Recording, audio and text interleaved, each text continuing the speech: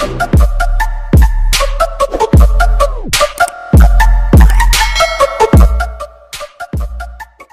mga master, welcome back to our channel. Panibagong araw, panibagong kabanata na naman ang pagsamasamahin natin ngayong araw na ito. At kung bago ka sa ating channel, paki-click ang subscribe button and hit the notification bell para updated kayo sa ating mga susunod na videos. So mga master, sabay-sabay po nating pakinggan ang kabanata ngayong araw na ito tungkol sa pagbabalik ng Diyos ng digmaan. Let's go! Kabanata 2041 hanggang 2060. Kabanata 2041. Sila ay nagningning ang mga mata ni Levi bago niya agad kinuha ang dokumento mula sa kanya at sinimulan itong basahin. Ang Lab of Gods ay mayroong mga lab sa halos lahat ng rehiyon sa mundo. Lahat sila ay pinag-aralan sa mga pananaliksik tungkol sa enerhiya. Ang mga lab na iyon ay ang puso ng lab ng mga Diyos. Ang gustong gawin ni Levi ay sirain ang lahat ng sikretong lab na iyon. Siyempre, may labs din sila sa Erudia. Kung hindi, saan kaya nila posibleng natagpuan ang mga site kung saan naroon ang mga Sunstones? Kaya, ang isa sa mga gawain na itinanghal ni Levi sa kanyang mga tauhan ay ang alamin ang lokasyon ng Lab of Gods sa Erudia. Ang mga lab na iyon ay pinakamahalaga sa Lab of Gods. Kaya, sila ay itinayo sa liblib at lihim na mga lugar. Mahirap malaman kung nasaan sila. Bagamat hindi naging low profile ang Cryptic Stream Corporation nang pumasok sa Erudia, walang nakarinig tungkol sa secret lab sa Erudia. Sa makatuwid, ang paghahanap para sa lab ay isang mahirap na gawain para sa Phoenix at sa iba pa. Ngayon lang nila ito nakita. Ang lab ay tumatakbo pa rin, naghahanap pa rin ito ng mas maraming hitsura ng enerhiya sa paligid ng Kerry Gray Mountain. Nahanap na ni Phoenix at iba pa ang lokasyon nito. Mayroon silang higit sa isang base sa Erudia. 6 sila. Hindi napigil ang mapabulalas ni Levi pagkatapos niyang makita ang listahan. Sumagot si Phoenix, kaunti lang ito para sa mga pamantayan ng Lab of Gods. Kung may paraan sila, nakapagtatag na sila ng 12 ng mga lab. Makakahanap din sila ng mas maraming Sunstone mining site. Tumanggaw si Levi bilang pagsang-ayon. Kailangan kong sabihin na ang Lab of Gods ay isang nakakatakot na puwersa. Ito ay sa buong mundo. Sino pa ba kung hindi sila maaaring gumawa ng ganito kalaki? Nagtataka ako kung gaano kaganda ang magiging core ng Lab of Gods. Hindi namin talaga alam kung gaano ka-advance ang kanilang teknolohiya at kakayahan. Nang marinig iyon, ang mga katulad na libingan ay gumapang sa mga mukha ng lahat. Bagamat ang Lab of Gods ay dumanas ng isang mapangwasak na pag-atake, hindi pa nila aktwal na nakita ang puso ng Lab of Gods, lalo pat maglagay ng isang daliri dito. Boss, ano ang gagawin natin sa mga lihim na lab na ito? Tanong ni Phoenix. Kailangan nating kontrolin sila. Ang pagmimina ng Sunstone ay ang hinaharap. Ang buong mundo ay ilalagay sa pagmimina para sa mga Sunstone. Mayroon kaming limitadong teknolohiya at kakayahan, kaya hindi namin magagawang hanapin ang mga ito, hindi pa banggitin ang akin. Sa makatuwid, kailangan nating magkaroon ng kontrol sa kanila at gawin silang gumana para sa atin sa halip. Kailangan nating tingnan ang mga pag-andar ng mga Sunstone at alamin ang mga paraan para mamina ang mga ito. Naiintindihan. Titingnan ko kaagad. Sa loob lamang ng isang araw, nagawa ni Levi na ipadala ang kanyang mga tauhan upang kunin ang mga lihim na lab. Habang si Levi at ang iba ay natutuwa sa kanilang pag-unlad, si Bruce at ang Lab of Gods ay nalulula sa pagkabigo at pagkabalisa. Sinisikap nilang ayusin ang lahat ng winasak ni Levi at ng iba pa. Nakahinga lang ng maluwag si Bruce nang sumapit ang umaga. Nang magpapahinga na siya ay may dumating pang balita. Ginoo Johnston, masamang balita na naman. Ano ito? Sa puntong iyon, manhid na si Bruce sa lahat. Ang masamang balita ay dumating tulad ng tuloy-tuloy na tidal wave. Nawalan kami ng kontak sa aming 6 na sikretong lab sa Erudia. Ang lahat ng mga piraso ng kagamitan ay naka-off din. Natatakot ako na nawasak na sila ng mahiwagang puwersa. Sa oras na iyon, ang mga kulay ay pinatuyo mula sa mukha ni Bruce. Nahanap na nila. Hindi man lang sila nagpakita noong nagsimula kaming magmina kay Erudia. Ang Erudia ay kung saan naroon ang karamihan sa mga Sunstone. Paano nila nahanap? Natigilan si Bruce. Sa kabutihang palad, ang aming pinakamahalagang base ay nasa paligid pa rin. Tulad ng nangyari, mayroon silang higit sa 6 na lab, mayroon silang 7. Sinaman siya ng tingin ni Bruce. Sabihin sa kanila na panatilihin ang isang mababang profile at pumunta sa ilalim ng radar sa ngayon. Tiyaking hindi sila mahahanap ng organisasyong iyon. Tinanong ni Riker kung dapat nating ipagpatuloy ang pagmimina o kung dapat nating simulan ang transportasyon. Umiling si Bruce. Hindi ko alam. Wala akong maisip ngayon. Sino ito? Sino ang sasabak sa atin? Si Bruce ay nasa bingit ng pagkabaliw. Ang galit ay dumadaloy sa kanyang mga ugat. Unti-unti silang binababa ng kanilang kaaway, ngunit hindi pa nila alam kung sino sila. Ginoo, Johnston, may ideya ako. Gusto mo bang marinig ang tungkol dito? Ang video na ito ay edited by Urban Storytelling. Kabanata 2042. Ikaw. Gulat na bulong ni Bruce habang nakatingin sa katulong. Ang lalaking iyon ay si Peter, at siya ay taga-Kirea. Siya ay isang dalubhasa sa teknolohiya, ngunit isinuko niya ang kanyang marangyang buhay at nagsimulang magtrabaho bilang isang utusan. Ang lahat ng ginawa niya ay mga kakaibang trabaho, tulad ng paggawa ng kape para kay Bruce. Ang gusto niyang gawin ay makapasok sa Lab of Gods. Tama iyan. Meron akong naisip. Gayunpaman, hindi inaasahan ni Bruce ang marami mula sa kanya habang tumatango siya ng walang pag-aalinlangan. Oo ba? Sige lang. Gayunpaman, hindi masakit na marinig ang kanyang sasabihin. Naghahanap kami ng karayom sa isang haystack sa ginagawa namin ngayon. Tina-target tayo ng kabilang partido, kaya walang paraan na mag-iiwan sila ng anumang mga pahiwatig para mahanap natin. Gayunpaman, ito ay isang malakihang operasyon sa kanilang sitwasyon. Hindi sila multo o demonyo, paanong wala silang naiiwan na bakas? Dahil doon ay nagliwanag ang mga mata ni Bruce na parang may naisip. Tama ka. Hanggat gumawa sila ng isang hakbang, tiyak na mag-iiwan sila ng mga bakas ng kanilang mga yapak. Ang tanging dahilan kung bakit hindi namin ito mahanap ay dahil lumalapit kami dito sa maling anggulo. Sige, ituloy mo. Ngumiti si Peter at sinabing, dahil mali ang anggulo natin, dapat nating lapitan ito sa ibang anggulo. Nagtaas ng kilay si Bruce at Sam Andel, interesadong makarinig pa. Simple lang ang plano ko, maglalabas tayo ng bounty. Makakakuha tayo ng mas maraming tao na tutulong sa atin na hanapin ang mahiwagang puwersang ito. Hanggat mayroon tayong kapaki-pakinabang na reward, makakaakit tayo ng mas maraming tao na kunin ang bounty. Kapag nangyari iyon, ang mahiwagang puwersa ay magkakaroon ng malaking problema sa paggawa ng anumang mga galaw. Hindi lang tayo ang kalaban nila. Hayaan mo akong mag-exaggerate. Ang buong mundo ang magiging kalaban nila. Alam ng lahat ang bawat galaw nila, paliwanag ni Peter. Agad na hinampas ni Bruce ang kanyang hita. Tama iyan. Makapangyarihan tayo, ngunit hindi lahat. Kailangan pa rin natin ang tulong ng iba. Kung ang iba ay magpapahiram sa atin ng ating lakas, matutunton natin ang mahiwagang puwersang ito dahil wala silang mapagtataguan. Sumigaw si Bruce, mga lalaki, maglagay ng bounty sa ilalim ng pangalan ng Lab of Gods and Cryptic Stream Corporation. Ang gantimpala ng bounty ay isang promising. Kahit na ang isang maliit na pahiwatig ay nagbibigay ng individual ng isang napakagandang premyo, kabilang ang mga advanced na kagamitan. Halos maibigay ng Lab of Gods and Cryptic Stream Corporation ang anumang hiniling.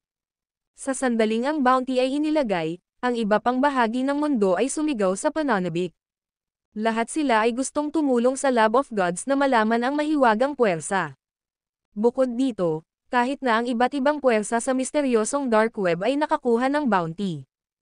Ang mga puwersa ng underworld sa buong mundo ay mga nilalang na kahit ang Lab of Gods ay kailangang mag-ingat. Ito ay dahil ang ilan ay nasa loob ng daan-daang at libu-libong taon. Marami sa kanila, kahit ngayon, ay nagpapanatili ng mababang profile. Gayunpaman, ang gantimpala ay masyadong nakatutokso para sa kanila na hindi kunin ang bounty. Kapag naipost na ang bounty, halos buong mundo ay naghahanap kay Levi at sa iba pa. Ang bounty ay gumana ng mas mahusay kaysa sa inaakala ni Bruce. Mas marami ang sumama sa kanila kaysa sa inaasahan. Natuwa si Bruce nang makita ang patuloy na papasok na mga pahiwatig. Noong nakaraan, wala silang anumang mga pahiwatig, Kaya kung ang mga pahiwatig ay kapaki-pakinabang o hindi ay hindi mahalaga kay Bruce, ito ay mas mahusay kaysa sa wala. Higit sa lahat, ang mga pahiwatig na iyon na natanggap niya ay talagang kapaki-pakinabang pagkatapos ay filter ang mga ito. Kasama sa mga pahiwatig na iyon ang mga larawan ng mga profile sa likod ng mga tao at mga bakas ng kanilang mga aktibidad sa ilang partikular na lugar. Ang mas maraming mga pahiwatig na mayroon sila, mas malapit sila sa katotohanan. Tuwang-tuwa, sinigawan ni Bruce si Peter, ipopromote kita sa isa sa mga katulong ko. Kung talagang mahahanap natin ang kakayahang magamit sa pagkakataong ito, tiyak na bibigyan kita ng utang na loob para dito. Salamat, Mr. Johnston. Peter beamed. Ginoo, Johnston, I have another idea, nag-aalangan niyang pidgel. May idea ka pa ba? Nagulat si Bruce. Sa tingin ko maaari nating ihatid ang mga Sunstone pabalik ngayon.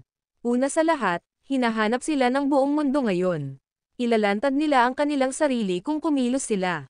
Pangalawa, pwede tayong mag-request kay Erudia na i-escort tayo. Ang video na ito ay edited by Urban Storytelling. Kabanata 2043. Nakatitig kay Bruce, nagpatuloy si Peter, hayaan mong sabihin ko sa iyo ang mga dahilan. Ngayon pa lang, iniisip ko na ang misteryosong puwersang ito ay may kinalaman kay Erudia. Kung tutuusin, nangyari lang ito nang mina namin ang mga Sunstone sa Erudia. Iyon ang dahilan kung bakit sa palagay ko dapat nating kunin ang The Cardinal Hall o ang mga Dragonites para ay escort tayo. Kung gagawin natin iyon, malalaman natin kung paano sila kay Erudia. Ito ang magiging pinakamagandang senaryo kung litaw ang mahiwagang puwersa. Aalamin natin agad kung sino sila.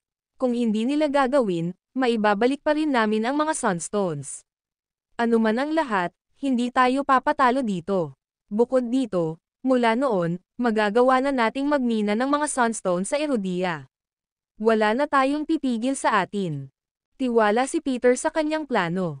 Matapos marinig ang mga salita ni Peter, nakita ni Bruce ang kanyang sarili na mas interesado sa binata. Marami siyang magagandang ideya. Nalutas niya ang kalahati ng ating mga problema ng napakabilis. Tumango si Bruce. Iniisip kong ibalik ang mga Sunstones para ipilit din ang mahiwagang puwersa na kumilos. Gayunpaman, hindi ko naisip na kunin ang mga puwersang Erudian para ay escort sila. Ito ay talagang isang kahanga-hangang hakbang. Talagang malalaman natin kung kasali si Erudia o hindi. Pagkatapos ay inutusan niya ang kanyang mga nasasakupan, mga lalaki, maghanda ka agad. Magdadala kami ng mga Sunstone pabalik sa susunod na araw. I-set up ang lahat at ipaalam ito kay Riker. Makipag-ugnayan sa mga puwersa ng Erudian at hayaan silang magpadala ng kanilang mga tauhan para ay escort tayo. Si Bruce ay mabilis sa pagbibigay ng mga tagubilin. Hindi nagtagal, lahat ng nasa Lab of Gods ay nasa istasyon. Ang mga nakakuha ng bounty ay nasa kanilang mga istasyon din. Hanggat gumawa sila ng kaunting pagsisikap sa pagtulong sa Lab of Gods, makakakuha sila ng napakagandang reward. Halos ang buong mundo ay nanonood, iniisip kong lilito si Levi at ang iba pa. Ang Cardinal Hall at ang Dragonites ay walang pagpipilian kundi ang sumagot ng oo sa loob ng Lab of Gods. Pagkatapos ng lahat, lahat ay may mga mata sa kanila. Wala tayong choice. Kailangan nating ipadala ang ating mga tauhan para ay escort sila dahil hindi natin sila matatanggihan. Gayun din, hindi natin maaaring hayaang mawala ang mga Sunstone sa Erudia, kahit sa mga lugar ng pagmimina. Ang Cardinal Hall at ang mga Dragonites ay napiling ipadala ang kanilang mga tauhan upang ay escort ang transportasyon ng mga Sunstone. Pagkatapos ng lahat, hindi nila maaaring hayaang masira ang reputasyon ni Erudia. Ang transportasyon ay ang pinakamalaking karanasan sa paglalayag na naranasan ng Lab of Gods. Ngayon, ang natitira na lang ay hintayin nilang lumitaw si Levi at ang iba pa. Si Riker at ang iba pa ay sobrang maingat sa pagkakataong ito. Kailangan nilang tiyakin na walang nangyayaring mali sa bawat bahagi ng transportasyon. Matapos matiyak na sila ay naghahatid ng mga Sunstone, pagkatapos ay isinakay nila ang mga ito sa mga kagamitan sa transportasyon. Hiniling pa nila sa Erudian escort team na suriin muli sila. Nang masigurado nilang maayos na ang lahat, sinimulan na nila ang transportasyon habang ang iba pang bahagi ng mundo ay matamang nanonood. Boss, halatang pinupuntirya na nila tayo this time. Wala na tayong magagawa sa anino. Tama, pinagmamasdan nila tayo kaya wala tayong magagawa. Natarante si Phoenix at ang iba pa, at mabilis silang lumingon kay Levi. Ang Love of Gods ay hindi nag-iiwan sa kanila ng pagkakataon na harangan ang mga Sunstones. Bukod dito, halos buong mundo ang tumutulong sa kanila. Kung may gagawin si Levi at ang iba pa, malalaman agad ng mundo na sila ang nasa likod ng mga naunang ninakaw na Sunstone. Higit pa rito, sinadya nilang i-escort sila ng mga Erudian forces. Napakabisyo, boss, anong gagawin natin? Lahat ay humihingi ng iyong payo. Lahat sila ay nakatingin kay Levi na may pag-aalala sa mga mukha, ngunit si Levi ay walang anumang ekspresyon sa kanyang mukha. Paanong hindi niya malalaman kung gaano kaseloso si Bruce sa pagkakataong ito? Inaasahan niya na ang pagharang ay magiging mas mahirap pagkatapos ng ikatlong batch ng mga nawawalang Sunstones. Boss, may plano ka ba? Ang iba ay wala, at ang blanko nilang isipan ay lalo lamang silang nagpanik. Malinaw, nakikita nila kung paano natarante rin si Levi. Kadalasan, may nakahanda siyang plano, pero sa pagkakataong ito, hindi na. Napagtanto nila ito dahil ang bawat club ay naghahanap ng kanyang opinyon, kaya maliwanag na hindi siya gumawa ng anumang paghahanda upang labanan ang paglipat na ito mula sa Love of Gods. Frustrated, sumigaw si Levi, ano ang magagawa natin? Ang video na ito ay edited by Urban Storytelling. Kabanata 2044, natigilan ang lahat, susuko na ba siya, o isa sa panganib niya ang lahat? Ngunit ito ay masyadong mapanganib. Malaki ang posibilidad na mabaigaw tayo. Hindi namin maaaring hayaang makuha ni Zarain ang kanilang mga kamay sa mga Sunstones. Boss, maging tapat ka sa amin. Mayroon ka bang ilang uri ng alas sa iyong manggas? Handa ka na ba talaga sa ganitong senaryo? Nagpanik ang lahat, at umaasa sila na si Levi talaga ay may ace sa kanyang manggas.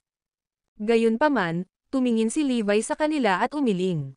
Hindi. Makinig ka. Walang sino man ang pinapayagang gumawa ng anuman nang walang pahintulot ko.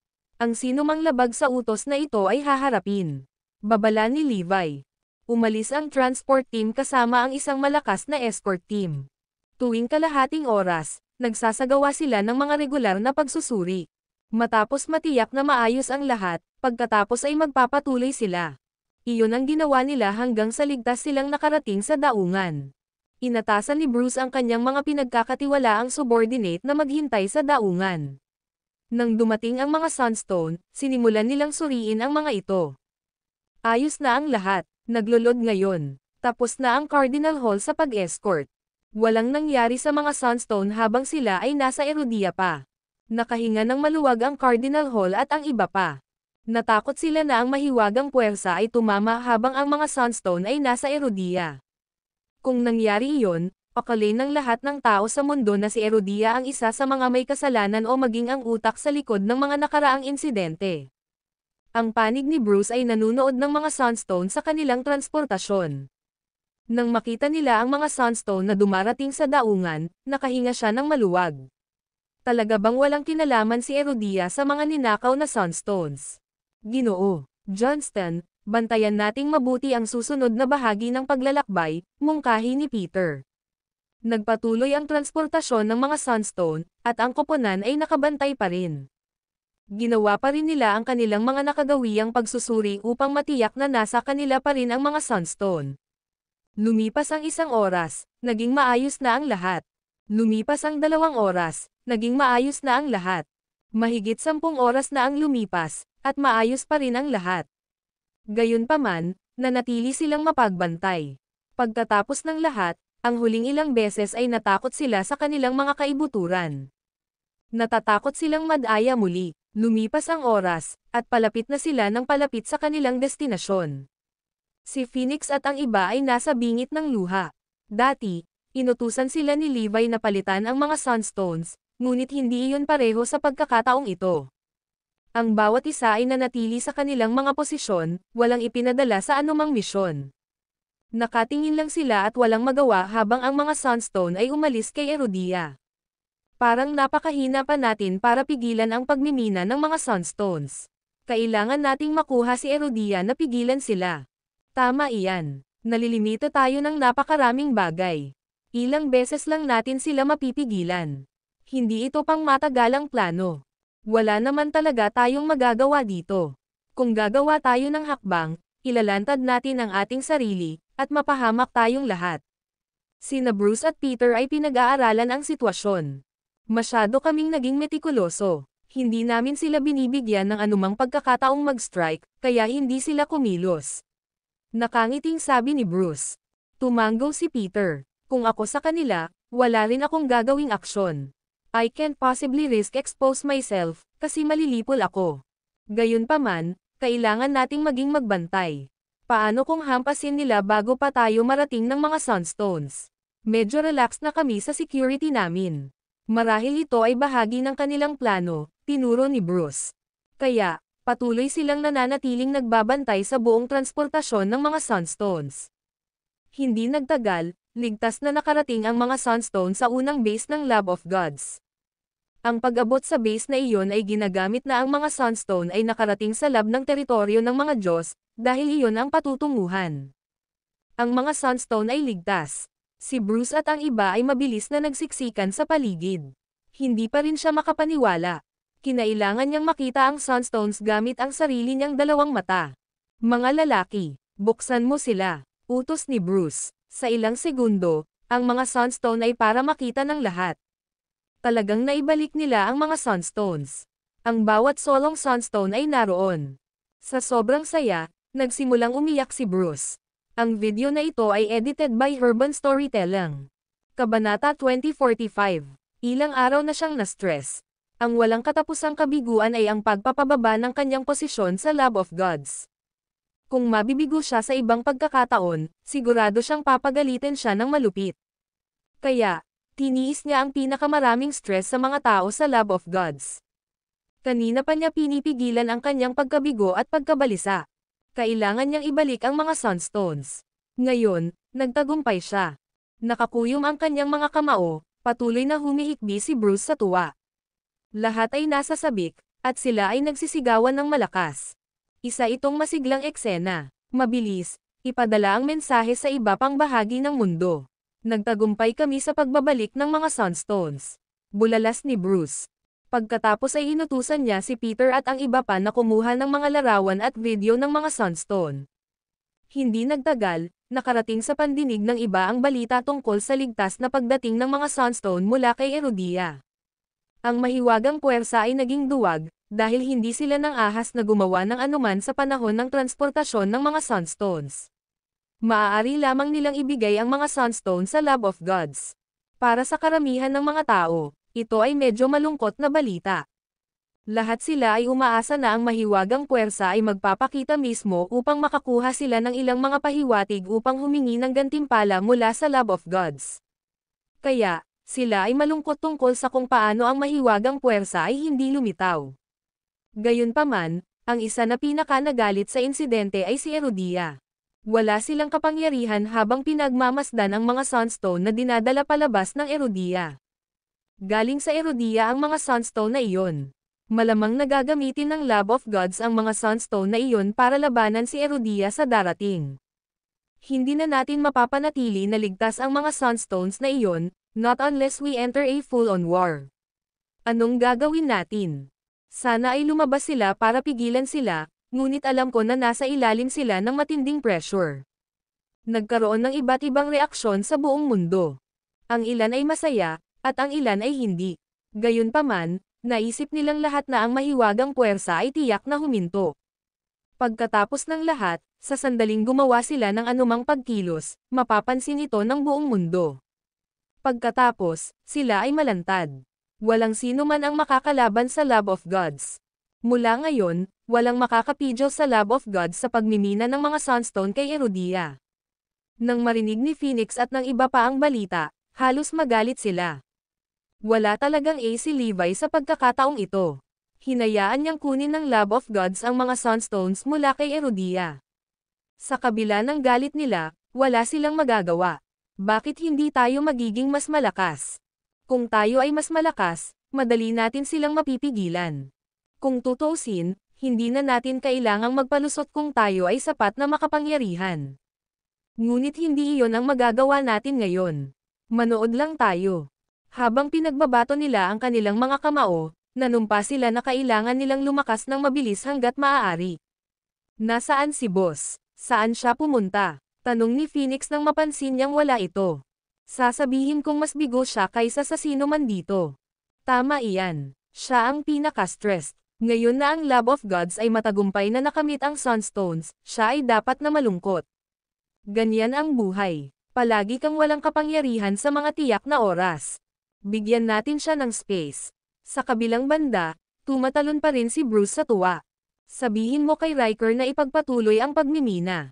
At mamigay ng reward sa lahat. Sigaw ni Bruce. Ilang sandali lang ang nakalipas, pinuri ng mga miyembro ng Council sa Lab of God si Bruce at binigyan siya ng kanilang karapatan sa mas advanced na teknolohiya. Papalapit si Bruce sa pagiging isa sa mga miyembro ng konseho. Mga lalaki, bilangin ang mga Sunstone na ito bago i-load ang mga ito sa system. Utos ni Bruce. Ngayong mayroon na silang mga Sunstones, gagamitin na nila ito kaagad. Pagkatapos gawin ang lahat ng mga pag-aayos, Bruce beamed at umalis kasama si Peter.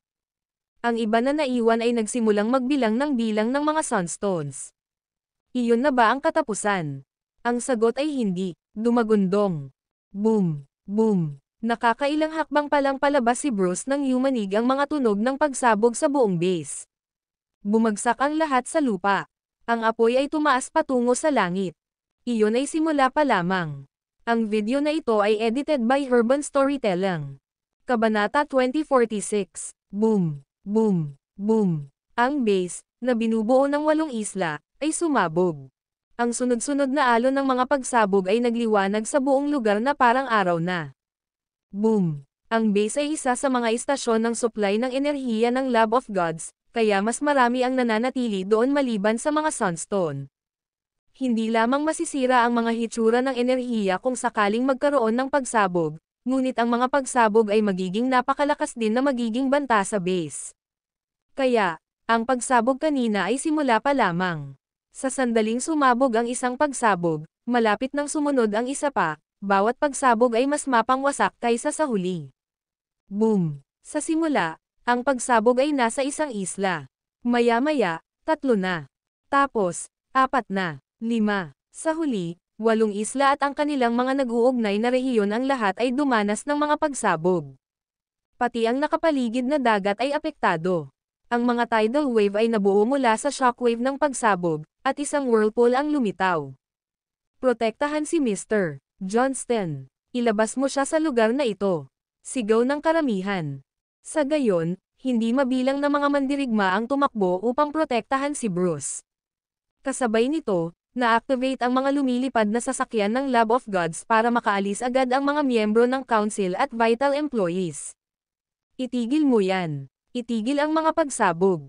Ang unang naisip ni Bruce ay hindi ang pagtakas kundi ang pagtigil sa sakuna. Hindi tayo aabot sa oras, Mr. Johnston. Ito ay masyadong biglaan para sa amin upang mag-react sa oras. Marami sa aming kagamitan ang nawasak, at ang enerhiya ay tumagas mula sa. Napakalaki nito para pigilan natin. Walang magawa para pigilan ang mga pagsabog. Ang pinakamaliit na magagawa nila ay bawasan ang buhay na nawala sa mga pagsabog. O hindi, may naalala bigla si Bruce. Ang Sunstones. Ang mga Sunstone ay nasa loob pa rin. Noon ang iba ay naalala ang tungkol sa mga Sunstone na hindi pa na-load sa system. Ang mga kahihinatnan ay hindi maisip kung ang mga pagsabog ay umabot sa mga Sunstones. Bilisan mo at kunin ang. Bago pa man matapos ni Bruce ang kanyang pangungusap, nakita niya ang mga pagsabog na umabot sa lugar kung saan nakaimbak ang mga Sunstones. Kailangan na nating umalis ngayon. Nang sumigaw si Bruce ng malakas sa kanyang iniisip, binalot ng katahimikan ang lugar. Ang lahat ng kanilang mga boses ay pinagpatong ng isang solong ingay. Ang ulap ng kabute na tumaas sa hangin ay hamarang sa araw. Boom! Sumabog ang mga Sunstones. Ang nakatatakot na enerhiya ay tumagos sa lahat ng dako at sinira ang lahat ng nadatnan nito. Sa isang segundo, nawala ang lahat ng mga gusali sa isla. Naglaho ang lahat ng tao sa isla, walang iniwang dugo o laman. Ito ay isang nakakatakot na tanawin. Ito ay masyadong nakakatakot para sa sino mang masaksihan. Sa sandaling nakita niya ang mga pagsabog na umabot sa lugar ng Sunstone, na-activate na ni Bruce ang armor at hinayaan siyang balutin siya nito. Nakatingin lang siya habang isa-isang naglaho ang mga tao sa paligid niya. Ang lupain ng mga isla ay basag, at ang mga gusali ng base ay nawasak. Ito ay isang eksena ng katapusan ng mundo. Maraming beses na niyang nakita ang simulation ng Lab of Gods ng Doomsday, ngunit ngayon, lumitaw ang totoong eksena sa harap ng kanyang mga mata. Ang nagpalamig sa kanyang gulugad ay simula pa lamang ito.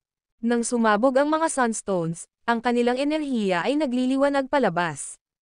Boom! Pinagmasdan ni Bruce ang buong isla na nahati sa ilalim at lumubog sa tubig. Ang iba pang 7 isla ay nabasag o lumubog kasama ng una.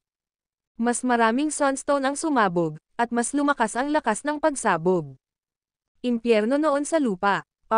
Naramdaman ni Bruce ang presyo sa kanyang katawan, na nagbabanta na siya ay sesabog. Maging ang kanyang baluti ay nagsimula ng pumutok. Ito ang pinakabagong baluti na nilikha ng Lab of Gods, gayunpaman, halos hindi nito makayanan ang nakakatakot na kapangyarihan ng mga Sunstone. Sa tabi niya, ang mga sandata ni Pedro at ng iba pa ay nagsimula ng mapunit. Wala sa kanilang mga sandata ang nakatiis sa mga pagsabog ng maraming Sunstones. Walang magagawa, o hindi, lagot tayo. Namutla ng husto si Bruce. Ang video na ito ay edited by Urban Storytelling. Kabanata 2047. Ang kanilang mga basag na sandata ay hindi makahawak ng matagal. Sa ilang segundo, mamamatay na sila. Sagipin mo ako. Mabilis na pinindot ni Bruce ang health button. Makalipas ang 30 segundo, 8 lalaking may superpower ang dumaong sa harap ni Bruce mula sa langit. Agad na lumitaw ang mga kumikinang nakalasag sa kanilang harapan upang pigilan ang enerhiya ng mga Sunstone na makarating sa kanila. Whoosh! Sa sandaling iyon, natagpuan ni Bruce ang kanyang sarili na hinayla ng kanyang mga nasasakupan. Maging si Pedro at ilang iba pa ay nailigtas. Iyon ang isa sa mga karapatan ni Bruce bilang pangunahing miyembro ng Lab of Gods. Sa oras ng panganib, maaari niyang pindutin ang health button para makatanggap ng tulong. Walang ibang tao sa base maliban sa mga taong katulad niya ang may ganoong butones. Kung si Bruce ay ibang tao, maaari lamang niyang hintayin ang kamatayan. Ang tanging dahilan kung bakit mabilis na dumating ang rescue ay dahil malapit na ang team.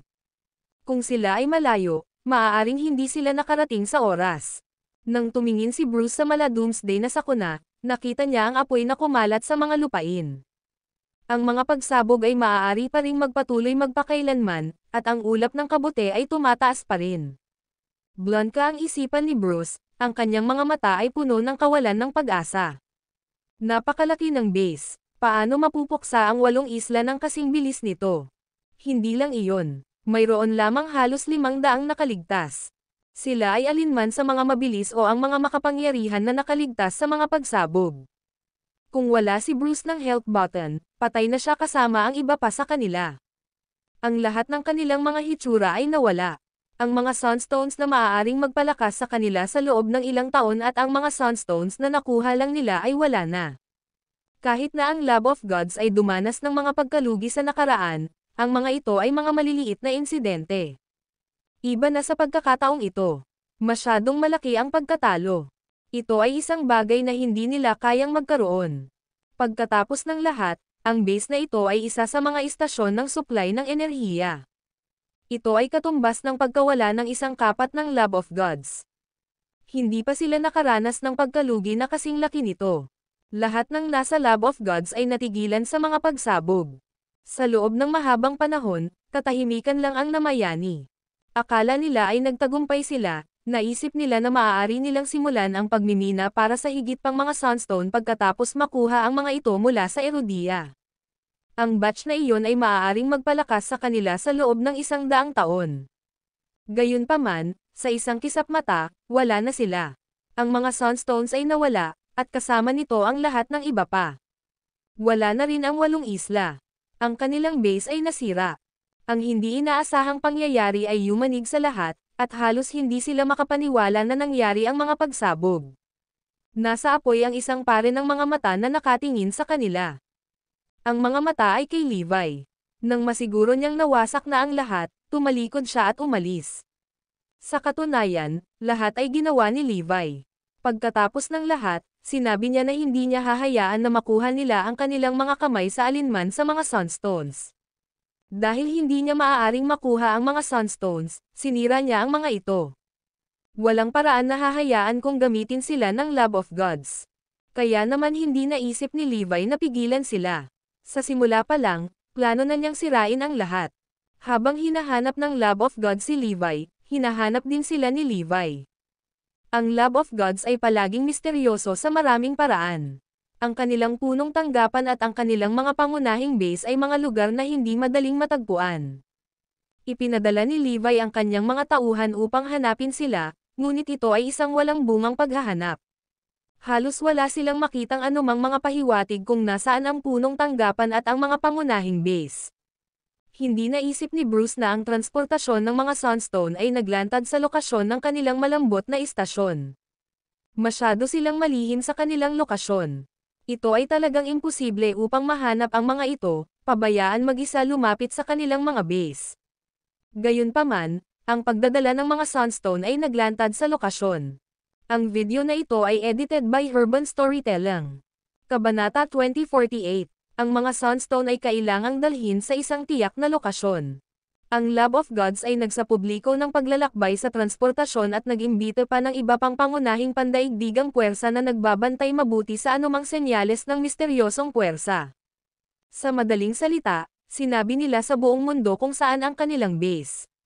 Walang nakakaalam nun. Ang bawat isa ay inilalagay ang kanilang sarili sa mga sapatos ng Lab of Gods, lahat sila ay nag-iisip kung paano nila malalaman ang pagkakakilanlan ng misteryosong puwersa. Hindi nila akalain na ilalantad muna nila ang kanilang sarili. Hindi nila akalain na hinahanap din ng misteryosong puwersa ang kanilang base. Kaya, kasama ng pangkat ng transportasyon, sa wakas ay natagpuan ni Levi ang Lab of Gods, base. Naging mabunga ang araw na iyon para kay Levi. Hindi lang niya pinigilan ang Lab of Gods sa pagkuha ng mga Sunstones ni Erodia, sinira pa niya ang isa sa mga importanteng supply station nila. Isang kakilakilabot na dagok ang ginawa ni Levi sa Lab of Gods. Ito ang pinakamaraming pag-atake na ginawa niya sa Lab of Gods din. Talagang nayanig nito ang kanilang mga pundasyon. Sa kabila ng katotohanan na ang bawat makapangyarihang nilalang sa mundo ay nanunood ng pangyayari, umalis si Levi nang walang nakakaalam na naroon siya. Total, lahat sila ay nakikipag-ugnayan sa ruta ng transportasyon sa halip na sa base. Bukod dito, nag-iisang kumikilos si Levi, kaya mas nahirapan siyang makita. Dinala si Bruce at ang iba pa sa Zarain matapos silang iligtas. Thud. Nang makarating, bumagsak silang lahat sa lupa. Si Bruce ay parang buhay na bangkay, wala na siyang kamalay-malay sa kanyang paligid, hindi man lang siya kumurap. Ganoon din sa iba, kasama na si Pedro. Nakahiga sila sa lupa, hindi gumagalaw, na para bang patay na sila. Ang mga mapanirang pagsabog ay nawasak ang kanilang mga espiritu. Napakalaki ng suntok nito. Si Bruce ay umatras sa kanyang sarili. Mga lalaki, kunin ang mga medics upang suriin ang kanilang mga kondisyon. Kapag tapos na iyon, simulan ang pagtingin sa sanhi ng mga pagsabog. Alamin kung posible bang iligtas ang sitwasyon. Nagkagulo ang Lab of Gods. Habang ang lahat ay nanginginig pa rin sa pagkabigla ng marinig kung paano ligtas na dinala ang mga Sunstone sa Lab of Gods, ang Dark Web ay biglang naglagay ng isang piraso ng balita. Ito ay isang video, at walang iba kundi ang video ng pagsabog ng istasyon ng supply ng Lab of Gods. Nakunan ng video ang pagkawasak ng 8 isla. Nataranta ang mga nakatutok sa Dark Web. Anong nangyari? Ito ay kakilakilabot. Saan ang lugar na ito?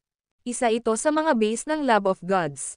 Doon dinala ang mga Sunstone mula kay Erodia, may sumagot.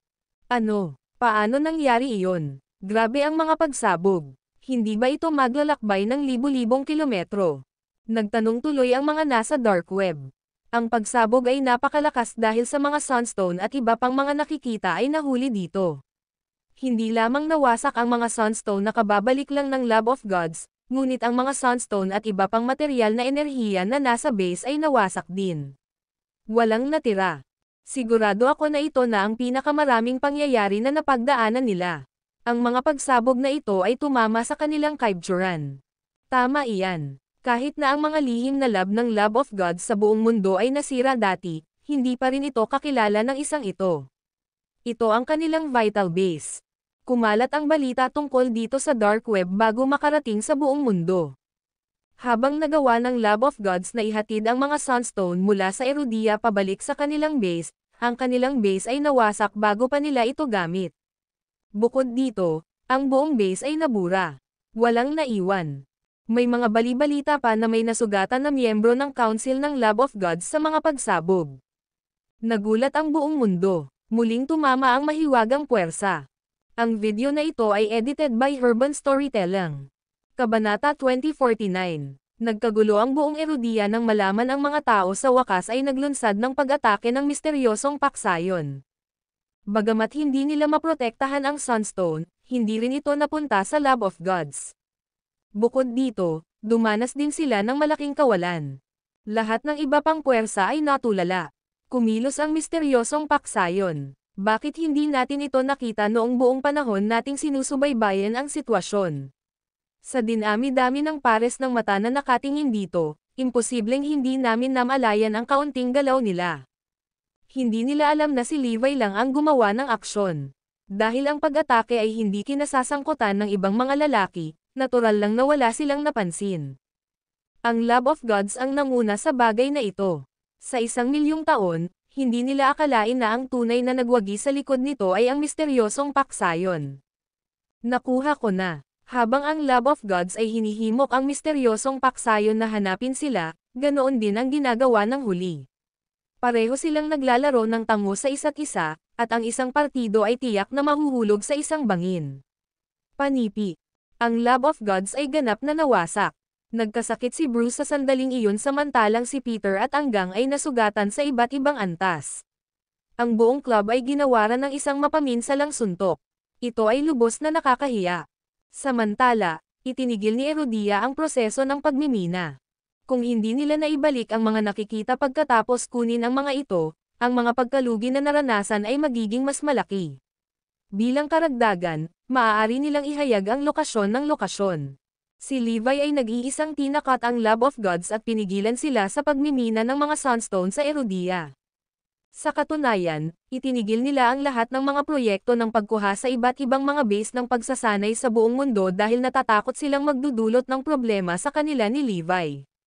Sa pagkakataong ito, matagumpay na natalo ni Levi ang Lab of Gods at ibinalik sila sa kanilang lugar. Ang lab ay may pinaka-advanced na teknolohiya at kahit na posibleng nagtataglay ng pinakakakilakilabot na mga armas sa planeta. Ngunit, ano ang punto nito? Ang iba ay maaari pa ring talunin ang buhay na liwanag ng araw sa kanila. Higit sa lahat, hindi nila matukoy ang kanilang karibal. Kaya, ano ang silbi ng pagiging makapangyarihan? Nalungkot ang 4 na tagapagmana ni Erudia matapos ang hindi inaasahang pangyayari. Sa una ay labis silang natuwa na maging limelight para sa pakikipagsosyo sa Cryptic Stream Corporation. Gayunpaman, ang swerte ay wala sa kanilang panig. Ngayon, lahat ng kanilang mga plano ay nasira. May seryosong nangyari kay Jefferson kamakailan. Sinasabi niya sa mga tao na buhay pa si Levi, at kasalanan ni Levi ang lahat. Gayunpaman, wala talagang nakikinig sa kanya. Sa kabaligtaran, binatukan pa siya ni Riker nang sabihin niya iyon. Bilang resulta, patuloy na nagrereklamo si Jefferson na pupuntahan siya ni Levi. Kaya naman, gusto niyang umalis kaagad sa lugar. Baliw ka, milyon-milyong beses ko nang sinabi sa'yo, imposibleng buhay pa si Levi. Walang alinlangan, hindi ito gawa ng isang solong lalaki. Sigaw ni Riker. Ang iba ay tumunog, exactly. Batay sa iyong palagay, buhay si Levi, ngunit ang lahat ng ito ay malinaw na gawa ng isang malaking paksayon. Nagtulungan ang lahat ng puwersa sa mundo sa kampanyang ito. Kaya ba ni Levi mag-isa? Sa tingin ko hindi. Si totoo na si Levi ay nagkaroon ng maraming subordinate sa ilalim niya, ngunit iyon ay nakaraan. Bukod dito, sinusubaybayan namin ang bawat kilo niya, kasama na ang mga sumusuporta sa kanya. Walang nakitang kainahinala. Paulit-ulit ding kinumpirma ni Mr. Johnston na ang lahat ng paksayon na ito ay matatagpuan sa Erudia, at alam nilang lahat ay patay na si Levi. Natahimik si Jefferson. Anuman ang sinabi ng iba ay isang hindi mapag-aalinlanganang katotohanan. Paano magagawa ni Levi iyon ng mag-isa? Si Asher Dragon at ang kanyang club ay masyadong mahina para gumawa ng anumang bagay na maaaring makaakit ng atensyon ng mga tao. Nagbago ang mga panahon, at dapat ay tinanggal na sila sa lipunan. Nagawa pa ni Bruce na matuklasan ang Levi's team of secret warriors, at simula noon ay nag-espiya na siya sa kanila. Hindi niya sineseryoso si Asher Dragon.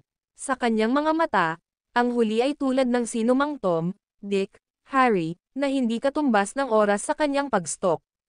Sa paanuman, pakiramdam ko ay buhay pa si Levi, at nasa gitna natin siya.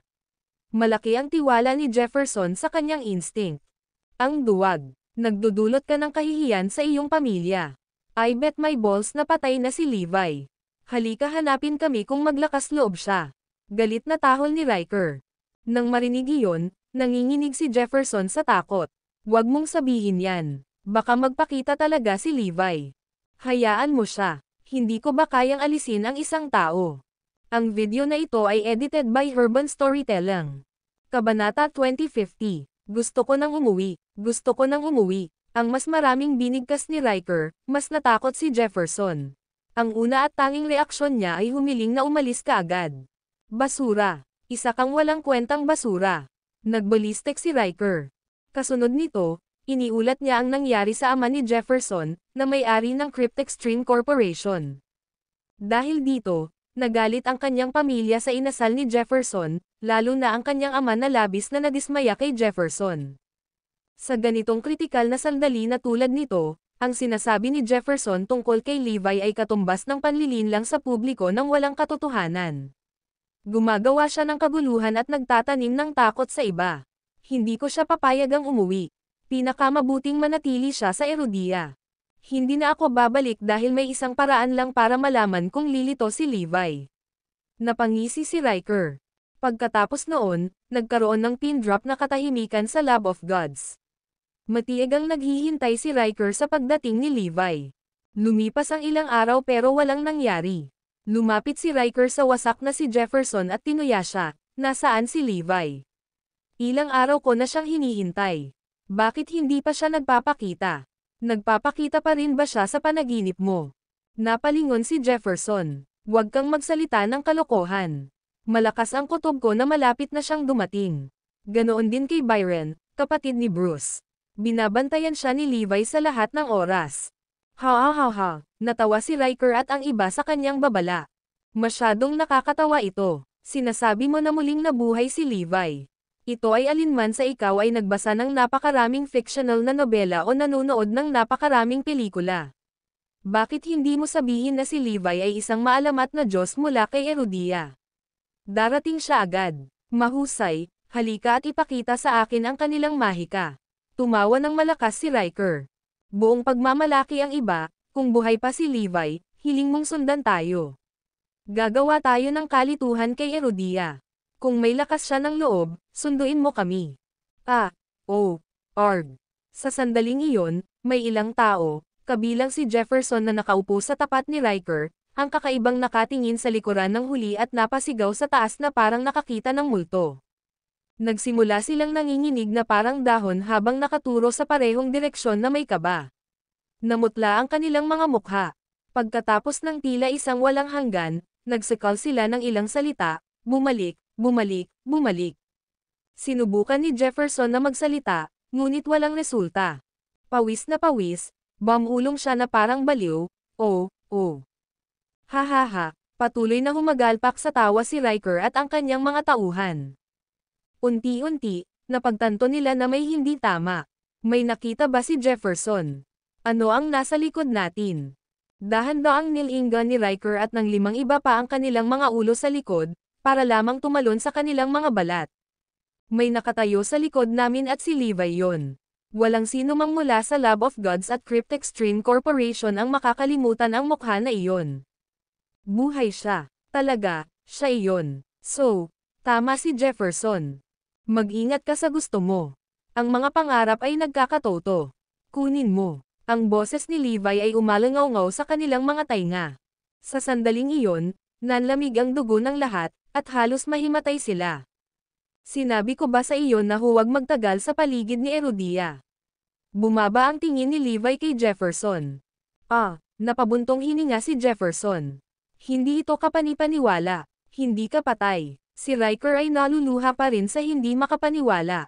Tama ka talaga. At saka, ginawa ko lahat iyon. Ngumiti ng matamis si Levi. Ilang sandali pa, napuno ng mga bangkay ang silid. Di nagtagal, naging viral ang balita tungkol sa pagkamatay ni na Riker, Jefferson, at iba pang matataas na opisyal mula sa Cryptextreme Corporation. Isang madilim na ulap ang nakasabit sa Lab of Gods. Tila nabubuhay sila sa ilalim ng pangangasiwa ng mahiwagang puwersa, na patuloy na bumabagabag sa kanila. Nagkataon, natapos ni Zoe ang kanyang seclusion meditation ng araw ding iyon. Ano? Patay na si Jefferson. No way, hindi ako papayag na may maghiganti para sa akin. Gagawin ko ito ng personal. Akin ang paghiganti. Tumingin siya sa malayong direksyon. Nang matapos ang kanyang pagmumuni-muni, mas tiwala siya sa sarili niyang mga kakayahan ngayon. Oras na para ipaghiganti si Levi. Ang video na ito ay edited by Urban Storytelling.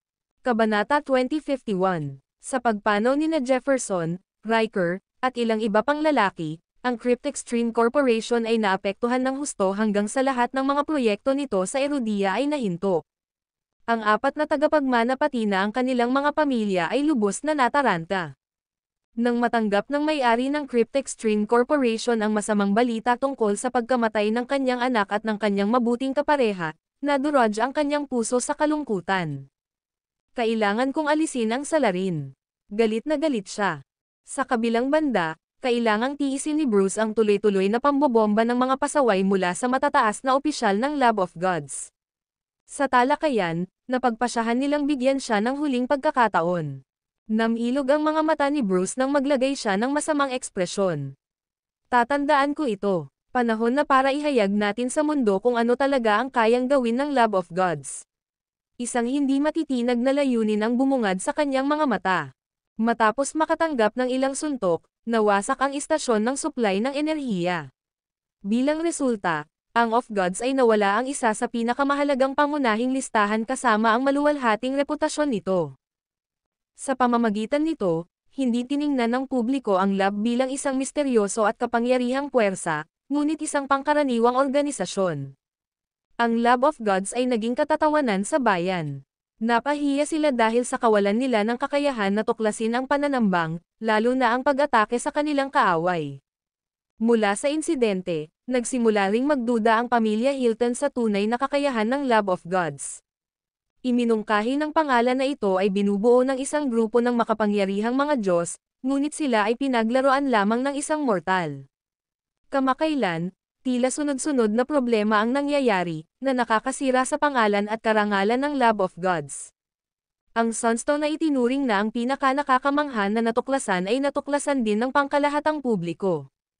Hindi lang sila nawalan ng pagkakataon na kunin ang mga nasa Erudia, pinagbabawalan din sila sa pagmimina sa kanilang kasalukuyang training base.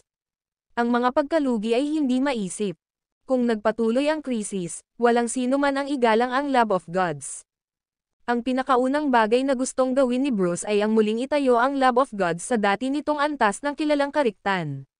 Nangako siyang ipakita kung gaano kakilakilabot at kahanga-hanga ang lab. Sa katunayan, naisip na ni Bruce ang ilang mga aspeto ng lab na gusto niyang ipakita. Sinabi ni Kim Jong-un sa North Korean Army na maghanda para sa digmaan sa South Korea. Sinadya ba niya ito? CNA Insight. Sa kasamaang palad, kulang tayo ng gininto ang pagkakataon na gawin ito. Kung mayroon lang tayong karapat-dapat na kalaban, maipapakita natin ang ating mga lakas ng naaayon, bulong ni Bruce. Iminungkahi ni Peter, Mr. Johnston, maaari lang nating piliin kung sino ang gusto nating kalabanan at pagkatapos ay ipaalam sa iba na siya ang kalaban para sa Lab of Gods. Kung ano man iyon, lipulin muna natin sila. Tumango si Bruce. Mukhang maganda, pero sino ang pipiliin natin?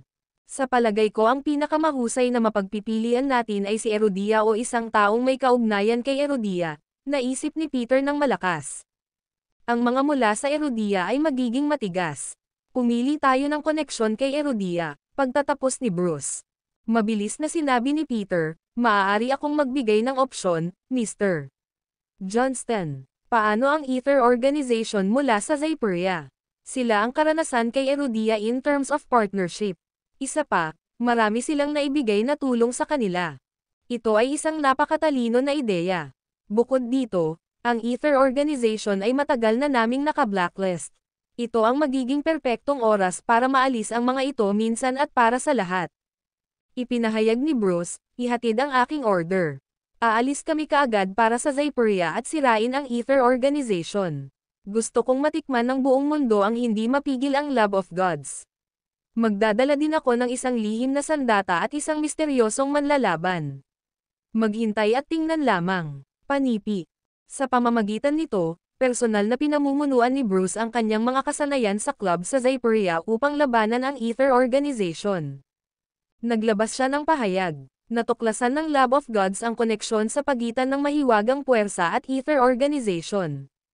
Ang huli ay isang kasabwat. Alam ng lahat ang larong nilalaro ng Love of Gods noong partikular nitong pinuntirya ang Ether Organization. Gayunpaman, walang nang ahas na magsabi ng anuman tungkol dito. Samantala, si Zoe na papunta na sa kanya ay nagbago ng isip at lumihis kaagad sa Zyperia nang mabalitaan niya ang plano ni Bruce. Determinado siyang tapusin si Bruce upang maipaghiganti si Levi. Ang video na ito ay edited by Urban Storytelling. Kabanata 2052. Ang Ether Organization na matatagpuan sa Zyperia ay nakatanggap ng masamang balita sa pinakahuling minuto. Nang walang babala, ang Love of Gods ay naglunsad ng isang hindi kapani-paniwalang pag-atake sa kanila at ganap na nilipol ang mga ito gamit lamang ang 60 segundo. Nakakabigla ito. Ang buong mundo ay namangha kung paano nalipol ang isang hindi mapaglabanan na puwersa tulad ng Ether Organization sa isang iglap. Sino nga ba ang Love of Gods? Bakit sila nakakatakot? Mayroon silang God Scepter. Namangha ang lahat sa pangalan na nag-viral magdamag. Iyon din ang unang pagkakataon na ipinakita ng Love of Gods ang God Scepter sa mundo. Sa sandaling inilunsad ang God Scepter, ang napakalaking Ether Organization ay naging mga guho sa loob ng 1 minuto. Sa aktwal na katotohanan, ang pagkawasak ay tumagal lamang ng ilang segundo. Ang natitirang oras ay ginamit upang itali ang mga maluwag na dulo. Ang God Scepter ay isa sa mga trump card ng Love of Gods, ang pinakamahalagang pag-aari nito. Sa orihinal, dapat itong gamitin ni Levi sa panahon ng Ruckus na pinalaki sa Zarain. Sa kasamaang palad, sinasadya ni Bruce na sirain ang kanyang plano sa oras na iyon, na nagresulta sa pagkakilala sa pagpapakilala ng God Scepter. Gayunpaman, marami mula sa lab ang nag-iisip na hindi ito ang pinakamagandang oras para ipakita ang God Scepter noon.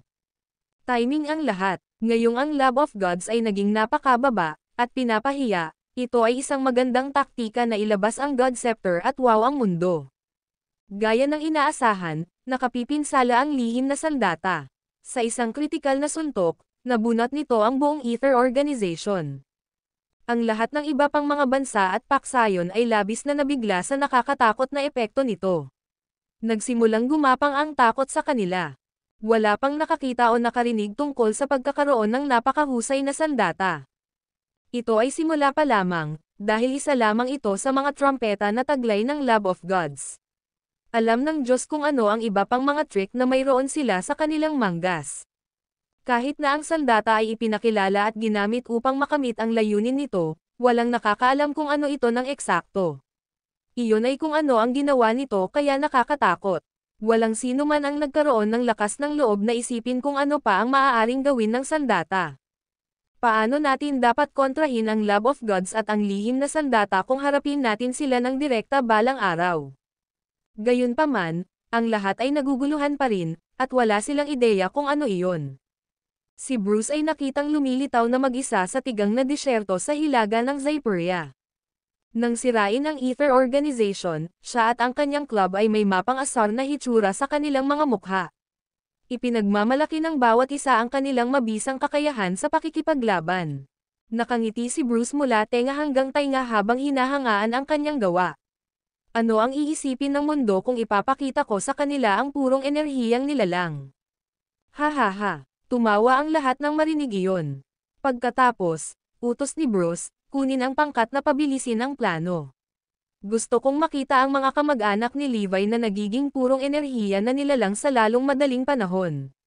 Gusto kong sila ang maging pinakadakilang bangungot ni Erudia. Idinagdag ni Bruce, sa pamamagitan ng paraan, ang Ether Organization ay medyo mahina. Dapat nating patuloy na ilabas ang lakas ng Lab of Gods. Hindi sapat ang isang beses.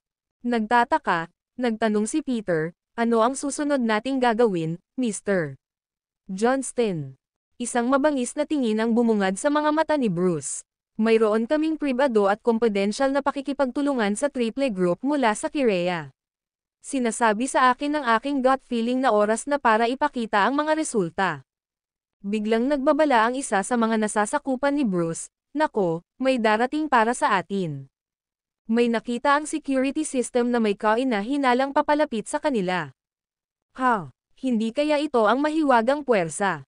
Ay oo. Ginawa naming transparent sa mundo ang aming mga plano, kaya alam na alam ng lahat ang aming kinaroroonan. Sa isiping iyon, nagbago ang ekspresyon ni Peter at ng iba pa. Sa kabaligtaran, tumawa si Bruce.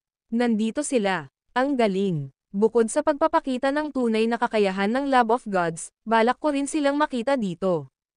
Tumanggo si Peter. Batay sa aming nakaraang labanan saga, ang mahiwagang paksayon ay talagang napupuot sa amin.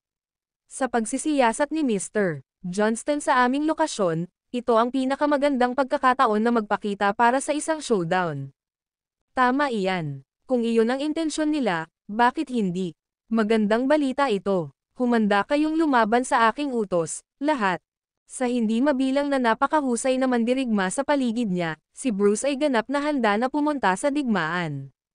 Papunta na sila. Natigilan ang lahat ng lumitaw ang kanilang kalaban. Babae pala. Ang video na ito ay edited by Urban Storytelling. Kabanata 2053. Siya ba? Nagulat ang mga tao nang makita ang mukha ng babae. Zoe, asawa ni Levi. Maging si Bruce ay nabigla. Naglakad siya palapit sa kanila na may banta sa mukha. Bruce, nakilala agad siya ni Zoe nang makita ang mukha nito. Malinaw niyang naaalala ang taong nagpanggap na isang doktor. Ako ito. Pinatay mo ang asawa ko, at narito ako para maghayganti. Sinisigawan ni Zoe ang bawat salita sa itaas ng kanyang mga baga. Ha? Ano? Inakala ni Bruce at ng iba pa na mali ang narinig nila sa kanya. Nandito siya para ipaghiganti si Levi. Nagulat ang lahat. Nagsalubong ang kilay ng lalaki, ngunit saglit na ngumiti. Nawala sa itsura ni Zoe ang hinala niya. Ang kapangyarihan ngunit misteryosong puwersa, at nang sabihin ni Jefferson na buhay pa si Levi ay nagpaisip si Bruce kung talagang buhay pa ang huli. Lalong lumakas ang nakakatakot na pakiramdam niya habang sinusuri niya ang sitwasyon. Gayunpaman, narito si Zoe upang maghayganti ngayon, at lahat ng hinala niya ay napawi. Tama iyan. Walang paraan na buhay pa si Levi. Sa isang iglap, gumanda ang mood ni Bruce. Hindi lamang niya nagawang alisin ang kanyang mga hinala, ngunit ang hitsura ni Zoe ay isang magandang pagkakataon para sa kanya upang ipakita sa lahat kung gaano kalakas ang Lab of Gods. Pinapatay nito ang dalawang ibon gamit ang isang bato. Tulad ng para sa mga kasanayan sa pakikipaglaban ni Zoe, siya mismo ang nagsuri sa mga ito at alam na siya ay napakalakas. Bilang isang taong nagawang pumatay sa The Annihilator, siguradong banta siya. Gayunpaman, dahil napakalakas ni Zoe kaya napatunayan niya ang mga kakayahan ng Lab of Gods. Saktong dumating siya dahil kulang si Bruce ng lab rat. Arg! Walang sabi-sabi o nag-aksaya ng isa pang salita, sinisingil siya ng babae. Tigilan mo siya, utos niya, at sinimulan siya ng mga mandirigma sa paligid niya. Boom! Nakipag-away si Zoe sa isang lalaking may superpower. Nagtama ang kanilang mga kamao sa isa't isa, na nagdulot ng malakas na boom sa impact. Nayanig ang lupa sa isang iglap. Basag. Sa sandaling iyon, bumukas ang braso ng lalaki, na sinundan ng kanyang katawan. Agad siyang pinatay ng suntok ni Zoe. Huminga ng malalim ang mga taong nanonood nang makita ito. Kahit na ang lalaki ay hindi ang pinakamalakas, siya ay tinularan pa rin ng The Annihilator at may humigit kumulang 70% ng mga kapangyarihan ng huli. Pero pinatay siya ni Zoe ng ganun lang. Nakakakilig. But that makes sense, sigaw ni Bruce habang umaatres. Boom! Minamaliit pa niya ang babae. Lumipat siya sa isang kidlat at lumitaw sa harap niya sa susunod na segundo, na dumaan sa malaking grupo ng mga mandirigma. Pagkatapos ay inabot ni Zoe at pilit siyang pinaghiwalay. Napatulala si Bruce. Click, click. Sa kabutihang palad, ang mekanikal na baluti na suot niya ay nakadama ng kagipitan at agad na bumuo ng isang kalasag sa kanyang harapan. Bam! Gayunpaman, siya ay sinuntok at ang kanyang katawan ay lumipad pabalik. Agad na bumalik sa katinoan ang mga tao sa paligid at nagmadaling lumapit kay Zoe. Mamatay, lahat kayo. Hindi lang ako maghihiganti para sa asawa ko, kundi tatapusin ko rin ang misyon niya sa ngalan niya. Sisirain ko ang love of gods. Nakatitig si Zoe sa mga tao habang nagsasalita. Boom! Boom! Isang labanan ang sumiklab, at si Zoe at ang mga mandirigma ng love of gods ay nakipaglaban sa isa't isa. Ang babae ay palaging malakas, at ang tanging magagawa ng Annihilator noon ay ang makatakas mula sa kanyang mga hawak. Palibhas ay nag-iisa sa loob ng ilang panahon, nakabisado na niya ang hindi bababa sa 70% ng kanyang sariling kapangyarihan. Hindi na kailangang sabihin, ang Cardinal Hall ay lubhang nakakatakot. Isang dalubhasang master ang nagturo kay Zoe ng mga paraan upang kontrolin ang kanyang mga kapangyarihan at palabasan ang mga ito sa kanyang katawan. Puff, puff, masyadong nakakatakot si Zoe. Ang mga mandirigma ng Love of Gods ay sunod-sunod na pinatay. Wala sa kanila ang nagkaroon ng pagkakataong lumaban. Ang dami ng mga bumagsak na mandirigma, mga mandirigma na naglaho ng eksakto, ay dumarami sa paglipas ng panahon. Sa tuwing gagawin siya ni Zoe, tuluyan silang mawawala. Hindi maganda yan. Masyado siyang makapangyarihan. Mas malakas kaysa sa inaasahan ko. Pigilan mo siya agad. Sigaw ni Bruce. Ang video na ito ay edited by Urban Storytelling. Kabanata 2054. Hindi napigilan ni Zoe. Walang sino man sa mga manlalaban ni Bruce ang makakapidyo sa kanya. Magkapit kamay man sila para labanan siya, ang gagawin lang nito ay bumili ng oras. Sila ay walang silbi laban sa kanya. Gusto kong malaman ng buong mundo ang laban na ito. It's the perfect opportunity since we can show just how powerful we are with Zoe here, sigaw muli ng lalaki. Samantala, sa Oakland City. Masama ito. Winona, nawawala si Zoe. Sa wakas ay napansin ni Mia at ng iba pa na wala na siya. O hindi, tiyak na umalis siya para maghaiganti. Bulalas ni Winona. Natauhan na rin ang dating. Tama iyan. Si Bruce ay nasa Zypria din. Baka hinanap siya ni Zoe. Kailangan nating magmadali sa Zypria, kung gayon.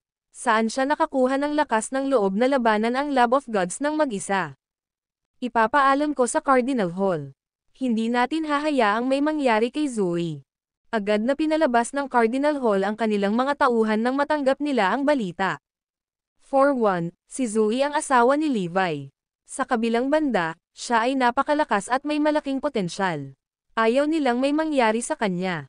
Hindi nagtagal, nagsimulang kumalat ang balita ng labanan sa pagitan ni Zoe at ng Love of Gods. Alam na ngayon ng buong mundo na siya ay pumunta upang patayin si Bruce at sirain ang Love of Gods upang makaganti para sa kanyang asawa. Ito rin ang unang pagkakataon na ipinakita ni Zoe sa mundo ang kanyang mga kakayahan. Ano, ganyan ba talaga kalakas ang asawa ni Levi? Walang awa ang buong pamilya.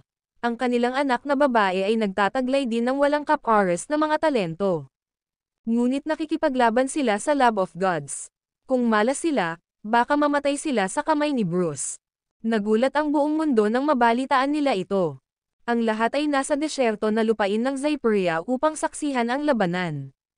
May nakakuha pa ng impormasyon sa sitwasyon at ina-update ang lahat sa laban.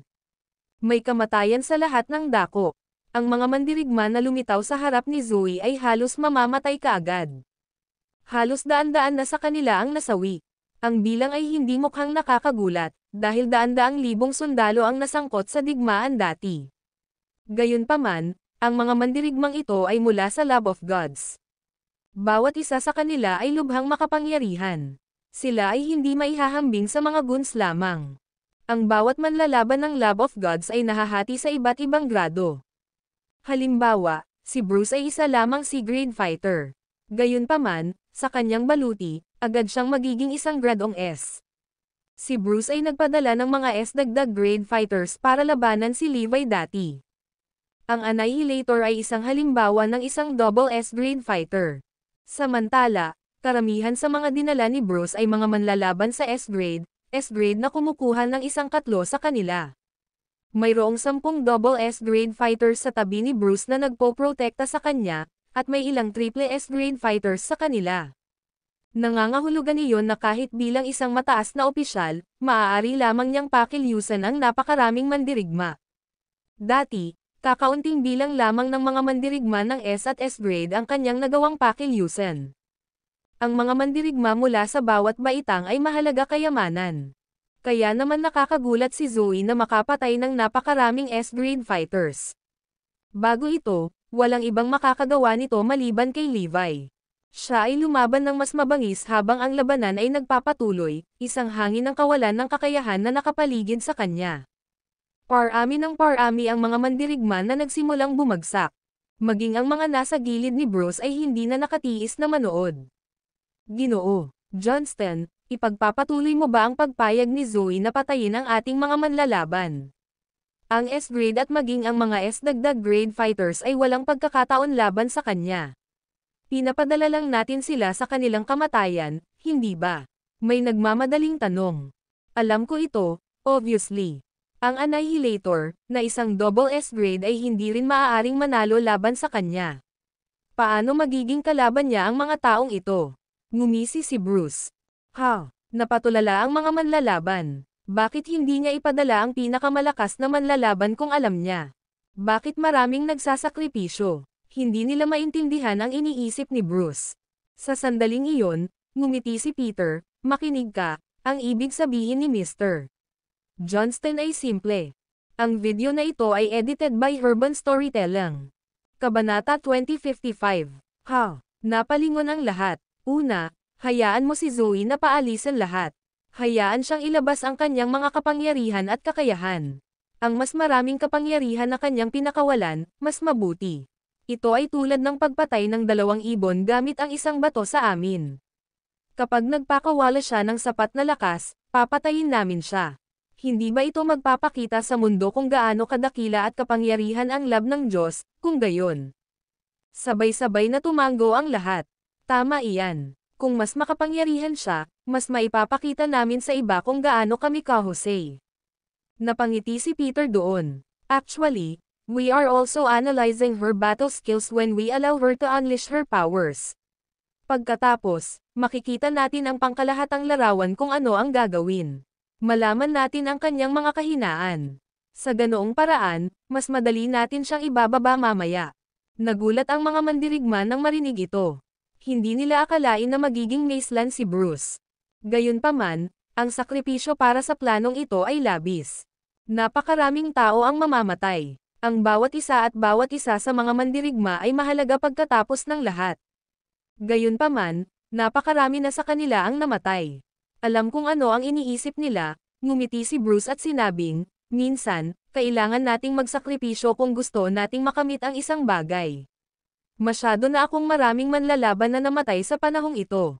Gayunpaman, kapag nakagawa na tayo ng purong enerhiyang nilalang, tiyak na pupurihin ako ng mga nakatataas. Nang marinig iyon, tumango ang lahat. Alam nilang sulit ang sakripisyo ngayon kung mabubuo man ang isang purong enerhiya.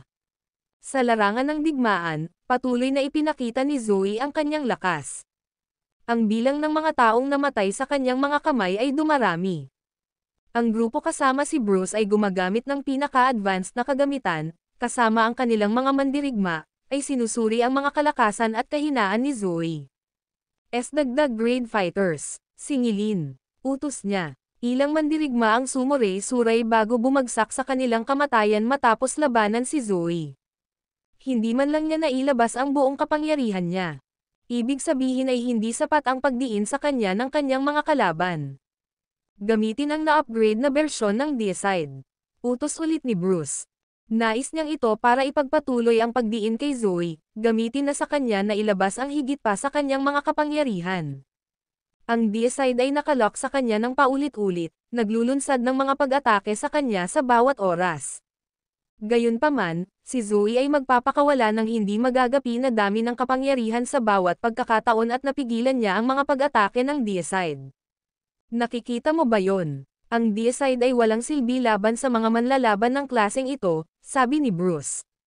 Sinusubukan pa rin naming bumuo ng ikatlong bersyon ng Deicide, Mr. Johnston. Ito ay magiging isang tagumpay sa lalong madaling panahon. Sabi ng isang subordinate habang nagpupunas ng pawis. Ipagpatuloy ang paggamit ng iba pang mga armas. Don't stop pressure her, mahinahong utos ng una. Ang mga mandirigma ay nagpatuloy sa pag-atake sa kanya sa ilalim ng kanyang utos. Gayunpaman, napakalakas ni Zoe. Ang kanyang mga aksyon at lakas ay nagulat kay Bruce sa bawat oras. Gaano man kalakas ang kanyang mga hadlang, kaya niyang lutisin ang mga pag-atake sa bawat pagkakataon. Siya ay napakalakas. Mayroon ng libo-libo na namatay sa kanyang mga kamay. Lahat sila ay mga mandirigma ng Love of Gods. At hindi man lang sila napigilan ng napakaraming malalakas na armas. Banal na kalokohan. Siya talaga ang babaeng bersyon ni Levi. Masyado lang siyang makapangyarihan. Hindi ka panipaniwala ang pareho nilang kapangyarihan. Nagulat ang buong mundo nang masaksihan nila ang kapangyarihan ni Zoe. Malapit na niyang malaman ang nakaraang Levi. Pagkatapos ng lahat, siya ang unang tao na lumaban sa Love of Gods ng direkta. Sino pa ang may sapat na kakayahan upang sirain ang Love of Gods ng mag-isa? Si Zoe ay lumitaw sa labas at ipinakita sa mundo kung gaano kalakas ang isang ordinaryong tao. Ang kanyang mga kakayahan ay karaniwang tulad ng Diyos, at sa wakas ay nakuha ni Bruce ang kanyang layunin. Sa wakas ay naipaalam niya sa buong mundo kung gaano kalakas si Zoe. Ngayon ang natitira pang gawin ay patayin siya, sa ganoong paraan malalaman ng mundo kung gaano kadakila ang Love of Gods. Oras na. Dapat mamatay si Zoe. Isang malamig na kislap ang sumilay sa mga mata ni Bruce. Ang video na ito ay edited by Urban Storytelling. Kabanata 2056. Ipadala ang Double S Grade Fighters. Sa ilalim ng kanyang utos, 4 na mandirigma ang agad na lumapit. Wala sa kanila ang mas mahina kaysa sa The Annihilator, kahit na mag-isa silang lumaban. Bagamat ang Annihilator ang tanging tagumpay na natamo ng Project Genesis, 30 taon na ang lumipas. Sa 30 taon na ito, ang Love of Gods ay nakamit ang lahat ng uri ng mga bagay. Sa makatuwid, ang Annihilator ay hindi ang pinakamalakas sa Love of Gods. Isa lang siya sa mga nakasangla sa laro. Nagsimulang umatake ang 4 na mandirigma. Gaya ng inaasahan, hindi na ganoon kadali para kay Zoe. Karamihan sa mga mandirigma na umatake kanina ay napatay sa loob ng ilang segundo. Gayunpaman, na-corner siya ng 4 na manlalaban sa pagkakataong ito. Ang magkabilang panig ay nagsimulang maglunsad ng kanilang mga pag-atake sa isa't isa. Ang mga lalaking ito na may mga superpower ay katulad ni Zoe noong siya ay naging isang manlalaban. Ang paraan ng paggamit nila ng kanilang mga kapangyarihan ay hindi katulad din. Ito ay isang karera upang makita kung sino ang mas malakas at mas mabilis. Kaya naman hindi sila ganoon kadaling talunin kumpara sa mga naunang mandirigma. Si Zoe ay nahihirapang makalayo sa kanila at patayin sila. Bukod dito, wala siyang karanasan sa aktwal na labanan. Okay lang sana kung one-on-one battle lang. Ngunit nalantad ang kanyang mga kahinaan na sabay-sabay silang 4 na umatake sa kanya. Sa bawat segundong lumilipas, parami ng parami ang mga kahinaan na nabubunyag. Una sa lahat, wala siyang karanasan. Pangalawa, siya ay may limitadong paraan ng pag-atake at pagtatanggol. Pangatlo, hindi niya nagamit ang kanyang kapangyarihan sa buong lawak nito. Bagamat nalaman ng kalaban ang kanyang mga kahinaan, ang kanyang mga kakayahan sa pakikipaglaban ay malakas pa rin gaya ng dati. Habang ang mga mandirigma ay nagawang panatilihing abala siya, bawat isa sa kanila ay nasugatan sa iba't ibang antas. Mamamatay silang lahat kung magpapatuloy ito. Sa madaling salita, makapangyarihan pa rin si Zoe kahit sa mga kahinaan niya. Hindi niya magawang makatama ng isang kritikal na suntok sa kahit isa sa kanila, at sa paghabol ng mga ito sa kanya, nagsimula siyang magpanik. Mamatay. Lahat kayo. Ipinadala niya ang kanyang galit at lakas, at ang kanyang mga kapangyarihan ay nagsimulang lumakas din. Nakarating ito sa isang ganap na bagong antas sa loob lamang ng ilang minuto. Teka, Totoo na ang mga emosyon ay maaaring makaapekto sa kakayahan ng isang tao sa pakikipaglaban, ngunit sa kanyang napakalakas na, paano siya naapektuhan ng kanyang emosyon? Hindi ka panipaniwala. Anong nangyayari? Nakasync ba ang kanyang mga emosyon at kapangyarihan? Sinusukat ng isa sa mga nasasakupan ni Bruce ang kapangyarihan ni Zoe gamit ang isang kagamitan at napansin na dumarami ito sa kanyang galit. Ito ay nagpapakita ng isang kababalaghan na dapat ay imposible. Boom! Sa isang suntok, pinalipad pa atras ni Zoe ang isa sa mga lalaki. Sumabog ang katawan niya sa impact, at tumalsik ang dugo kung saan-saan. Boom! Isa pang lalaki ang pinalipad. Malubhang nasugatan ang mga mandirigma. Ang kanilang mga mata ay napuno ng pagtataka sa isang iglap. Kanina pa namin siya napigilan. Paano ito nangyari? Para bang siya ang Grim Reaper, si Zoe ay nagpatuloy sa pagsingil kay Bruce sa di kalayuan. Sinubukan agad siyang pigilan ng 4 na manlalaban. Ngunit ang babae ay nasa ibang antas. Muli niyang pinalipad ang mga ito, at walang paraan para pigilan siya. Sisingilan. Pigilan mo siya agad. Huwag mo siyang hayaang lumapit sa lugar na ito. Utos ni Bruce. Agad namang humakbang ang natitirang Double S grade fighter para pigilan si Zoe. Dumilim ang mukha ng una. Siya ay orihinal na nagplano na gamitin ang mga mandirigmang ito upang patayin si Zoe. Minsan naisip ng lalaki na hindi na niya kailangang gamitin ang kanyang trumpeta laban sa kanya. Gayunpaman, tila kahit na ang mga manlalaban na ito ay hindi siya mapigilan. Palakihin ang pagtatasa ng lakas ni Zoe ng isang bingo at gamitin ang God Scepter sa kanya ngayon, mabilis na utos ni Bruce. Naiintindihan. Simula na ngayon ang sistema ng God Scepter. Tinatayang pagpapaputok sa loob ng 1 minuto. Pagkatapos ay nakipag-ugnayan si Bruce sa lab na namamahala sa God Scepter, na gagamitin ito upang patayin si Zoe. Ilabas ang aming pangkat ng mga humanoid na robot. Takpan nila kami habang atras kami, utos niya ulit. Sa sandaling iyon, lumitaw ang isang robot na may taas na higit sa 2 metro. Bawat isa sa kanila ay naging isang kidlat nang humarap sila kay Zoe, na nakapalibot sa kanya. Ang natitirang Double S grade fighters ay mabilis na umatras mula sa lugar sa ilalim ng kanilang takpan. Bagamat alam nila na hindi kayang pigilan ng mga robot si Zoe ng lubusan, ang layunin nila ay panatilihin itong roon ng sapat para magawa ng God Scepter ang trabaho. Alam ng lahat kung gaano kakilakilabot ang God Scepter, kaya naman kinuha ni Bruce ang lahat at tumakas. Ang video na ito ay edited by Urban Storytelling. Kabanata 2057. Ang naiwan na lang ay si Zoe at ang 10 robot. Kahit na ang mga robot ay makapangyarihan, ito ay walang halagang banggitin para kay Zoe. Ang magagawa lang nila kay Zoe ay i-delay ang kanyang oras ng 1 minuto na nakapreprogram sa kanilang mga system. Ngunit iyon ay higit pa sa sapat. Si Bruce at ang iba ay matagumpay na nakatakas sa isang ligtas na sulok. Nakumpleto na ang mga paghahanda para sa sistema ng paglulunsad ng God Scepter. Maghanda para sa paglulunsad. 3, 2, ay 1. Boom! Boom! Dumagundong ang malalakas na pagsabog sa hangin, napakaganda nito na tila bahahatiin ang langit. Isang sinag ang biglang kumislap sa malawak na kalangitan sa gabi. Ang sinag na iyon na nagmula sa mga satellite ng Lab of Gods ay parang parusa ng Diyos, na may parusang magwasak. Ang mga laser beam mula sa mga satellite ay maaaring tumutok ng tumpak sa kanilang target. Kilalang nagmamay-ari ng pinakamakapangyarihang teknolohiya sa buong mundo, matagal nang namap ng Lab of Gods ang kanilang mga kaayusan sa kalawakan. Ang mga bagay tulad ng mga satellite ay isang pangangailangan para sa kanila.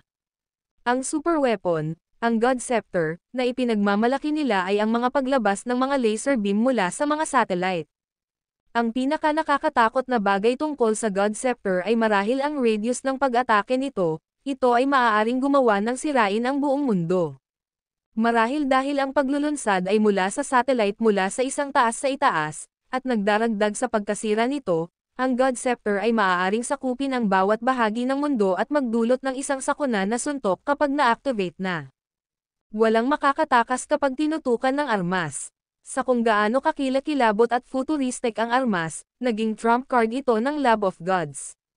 Sa sandaling iyon, ang sinag na iyon ay bumagsak mula sa langit, na tina-target ang lugar kung nasaan si Zoe.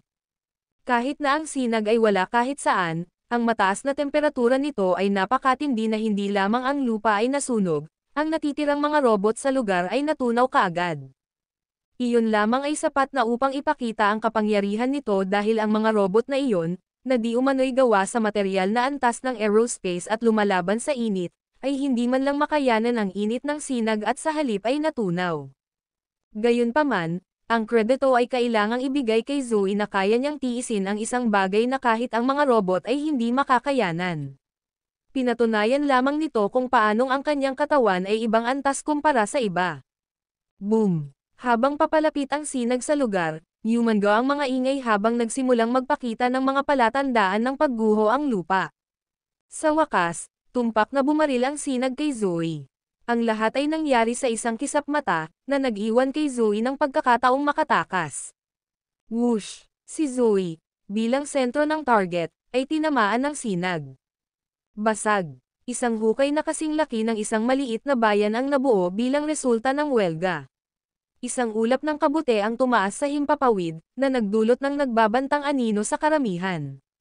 Lahat ng bagay sa loob ng lugar na iyon sa loob ng radius na ilang daang metro ay nasira, na para bang isang asteroid ang bumagsak sa lupa. Ang tanawing iyon ay nagpapakita kung gaano kalakas ang sandata. Sa wakas ay naranasan na ng mundo ang puot ng God Scepter. Kahit na ang sandata ay ginamit sa panahon ng pagpuksa sa Ether Organization, walang nakakita nito at sa gayon ay hindi alam ang eksaktong kapangyarihan nito. Ngunit sa pagkakataong ito, nakita na nila ito ng malinaw. Ito ay isang kakilakilabot na tanawin. Ang God Scepter ay napakabigat na maaari itong magtanim ng takot sa lahat. Kung ito ay ginamit sa isang maliit na bansa, ang buong lugar ay maglalaho kaagad. Ang God Scepter ay maaari pang gamitin bilang pantukoy na sandata sa mga labanan sa pagitan ng makapangyarihang puwersa. Gayunpaman, sa partikular na sandaling iyon, ginamit ito ng Lab of Gods laban sa isang tao. Dalawang bagay lang ang mapapatunayan niyan. Una, ipinakita nito ang taong kaharap nila ay lubhang kakilakilabot. Pangalawa, ipinakita nito kung gaano kalakas ang Lab of Gods, at ang God Scepter ay malamang na hindi lamang ang kanilang trump card, kaya, magagamit ito ayon sa gusto nila. Habang ang sinag ay bumaril papunta sa lugar kung nasaan si Zoe, nawala siya sa paningin ng lahat. Ang video na ito ay edited by Urban Storytelling. Kabanata 2058. Oo, nanalo kami. Siguradong makikilala ni Zoe ang kanyang ginawa. Siya ay walang iba kundi isang normal na nilalang. Paano niya matitiis ang God Scepter? Anong biro? Tuwang-tuwa ang mga tauhan ni Bruce matapos makitang nawala si Zoe sa kanilang paningin. Tila nagtiwala sila sa God Scepter. Walang sino man ang makakalaban ng direkta sa God Scepter. Itinaas ni Bruce ang kanyang mga labi sa isang malawak na ngisi. Sa katunayan, tiyak na masusumpungan ni Levi ang kanyang kapahamakan kung ginamit noon ang Diyos na Setro sa mga hangganan ng Zarain. Gayunpaman, hindi pinagsisihan ni Bruce ang hindi paggamit nito, dahil si Byron ay mawawalan ng buhay mula noong siya ay nakuha ni Levi. Well, hindi pa huli ang lahat. Magagamit ko pa ito ngayon para mawala si Zoe. Samantala, ang balita tungkol sa God Scepter ay kumalat na parang apoy kay Erudia. Anong armas yan? Nakuha na ba ninyo ang mga resulta? Ganoon ba talaga kalakas ito? Nalaman ng mga puwersa mula sa Zyperia at iba pang bansa ang tungkol sa God Scepter dahil marami ang nabigla sa kapangyarihan nito. Ano? Natalo si Zoe. Paano ito posible? Kasabay nito, nakatanggap ng balita ang The Cardinal Hall. Patay na si Zoe. Ang lahat ng mga mandirigma na ipinadala ng The Cardinal Hall ay agad na huminto sa kanilang mga track. Kung patay na si Zoe, ano pa ang silbi ng pagpunta natin? Ano? Patay na siya. Ang pagtanggap ng ganoong balita ay naging dahilan ng pagkataranta ni Winona at Mia. Hindi ako naniniwala. Hindi ako maniniwala hanggat hindi ko nakikita ng aking mga mata. Nababalot pa rin ng usok ang lugar habang umaakyat sa hangin ang hugis kabute na usok. Nanguna sa kanyang club, si Bruce sa eksena na may parehong pilosopiya na lagi niyang nasa isip, gusto niyang makita ang katawan ni Zoe para matiyak na patay na ito. Kung hindi, hindi siya makakapagpahinga ng madali. Hanapin mo ito para sa akin. Inutusan ni Bruce ang kanyang mga tauhan na hanapin ang katawan ni Zoe. Beep, beep, beep. Sa sandaling iyon, tumunog ang alarm sa detector. Napakalakas ng alon ng enerhiya. Hindi patay si Zoe. Buhay pa siya. May sumigaw. Kaagad, lahat ay tumitig ng mabuti sa hukay habang nakataas ang kanilang mga bantay. Boom! Nagmamadaling itinaboy ng mga tauhan ni Bruce ang makapal na usok sa paligid, na nagsisiwalat ng hukay na mahigit 100 metro ang lalim. Sila ay namangha sa kung gaano kalalim ang laser beam ng God Scepter ay maaaring tumagos, gayunpaman, napatulala sila sa katotohanan na si Zoe ay buhay pa rin sa parehong oras. Puno siya ng dugo at nagkaroon ng maraming sugat at sugat sa buong katawan. Sa kabila ng pagsakanyang buhay, ang mga laser beam ng God Scepter ay tumagos sa kanyang katawan, na nagdulot ng matinding pinsala sa buong katawan. Kung hindi siya sumailalim sa malalaking pagbabago noon, walang paraan na makakayanan niya iyon. Lahat ng nasa eksena, kasama si Bruce, ay namangha dahil hindi nila inaasahan ang isang taong makatiis sa kapangyarihan ng God Scepter. Minamaliit natin ang pangangatawan niya. Para siyang pure energy being. Si Bruce ay may malamig na ngiti sa kanyang mukha. Nakakalungkot, siya ay malubhang nasugatan. Siya ay nasa dulo ng kanyang katalinuhan. Tama iyan. Mabilis na bumababa ang energy level sa katawan niya. Mamamatay siya kapag nawala lahat ng lakas niya. Noon, nakakuha na ng mga tauhan ni Bruce ng mga resulta mula sa pagsusulit. Malaki. Ipapadala ko siya sa kanyang libingan. Pait na wika ni Bruce bago iwinagayway ang kanyang kamay upang tipunin ang mga manlalaban. Sumunod din kayo. Inutusan din niya ang 2 Triple S rank fighters na sumunod sa huling minuto. Ginawa niya iyon para mabawasan lang niya ang pagkakataong mabuhay para kay Zoe. Nang makitang papalapit ang kanyang mga kaaway, galit na pinilit ni Zoe ang sarili. Gusto ko ang paghihiganti ko. Papatayin ko si Bruce kahit na kailangan kong ayalay ang buhay ko. Patayin sila. Hindi napigilan ni Zoe. Boom! Bam! Nakalulungkot, paulit-ulit na pinalipad si Zoe sa kanya dahil masyadong malala ang mga pinsalang natamo niya. Walang paraan para makalapit siya kay Bruce. Bam! Isa na namang magulo ang labanan. At pinalipad si Zoe bago muling lumapag sa lupa, hindi na nakabangon pa. Napapikit siya sa kawalan ng pag-asa. Levi, malapit na kitang makilala. Ang video na ito ay edited by Urban Storytelling. Kabanata 2059. Ang tanging naramdaman ni Zoe ay ang mabilis na pagkaubos ng enerhiya sa kanyang katawan. Sa kasamaang palad, hindi mabilis gumaling ang kanyang katawan upang makabangon mula sa mga pinsalang pinsala. Sa puntong iyon, hindi man lang niya maimulat ang kanyang mga mata. Pakiramdam niya ay wala siyang kapangyarihan. Ang kanyang isip ay tungkol kay Forlivia at sa kanyang pamilya, at ayaw niyang mamatay sa ganitong paraan. Sa kasamaang palad, wala siyang magagawa. Minamaliit ko si Bruce, pati na rin ang Love of Gods. Alam niyang wala siyang kakayahan, kahit sa ngayon, para labanan ang makapangyarihang sandata na iyon at ipaghiganti si Levi. Ano ang dapat nating gawin, Mr. Johnston? Patayin siya o ibalik na buhay? Kung ibabalik natin siya, sigurado akong magagamit natin siya at maibabalik pa siya sa atin. May masasamang ngiti si Peter sa kanyang mukha. Gayunpaman, marahas na umiling si Bruce. Hindi na kailanganin siya. Patayin mo na lang siya ngayon. Tulad ni Levi, hindi natin siya mabubuhay. Ang pagpayag na mabuhay siya ay katumbas ng pag-iingat ng isang bombang oras sa amin. Sa halip na tulungan tayo, magiging banta siya sa atin. Si Bruce ay nakaranas ng napakaraming kabiguan kay Levi. Naunawaan niya na ang mga tulad nila ay hindi karapat-dapat na magbigay ng mga pagkakataon.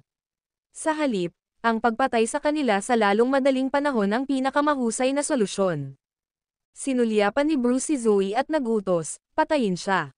Ang lalaking nasa tabi niya ay sumugod, na nag-iipon ng napakalaking enerhiya sa kanyang kanang balikat. Dahil alam kung paano mapapatahimik at matutuwa si Bruce pagkatapos na makakita ng patay, gusto ng lalaki ng isang malakas na suntok upang ipadala si Zoe sa kapahamakan sa isang iglap. Puntahan mo si Levi sa impyerno. Ang lalaking may mga superpower ay nakakuha ng napakaraming kapangyarihan at itinapon ang suntok. Boom! Sa pinakamahalagang sandali na iyon, isang alon ng enerhiya ang tumagos sa hangin sa bilis ng kidlat. Whoosh! Napunit ng enerhiyang iyon ang kanang braso ng lalaking may mga superpower. Napasigaw ang taong iyon sa matinding paghihirap nang malaglag ang kanang braso. Shit, may tao. Naalerto ang mga tauhan ni Bruce. Patayin siya. Bilisan mo at patayin mo siya ngayon. Sa takot na baka magkagulo, sumigaw agad si Bruce. Kumilos naman ang mga mandirigma at sinubukang makalapit kay Zoe. Fish, fish, fish. Gayunpaman, ang mga nakarating malapit kay Zoe ay maaaring matanggal ang kanilang braso o binti, o mas masahol pa, ang kanilang ulo ay pumutok, na nahaharap sa agarang kamatayan.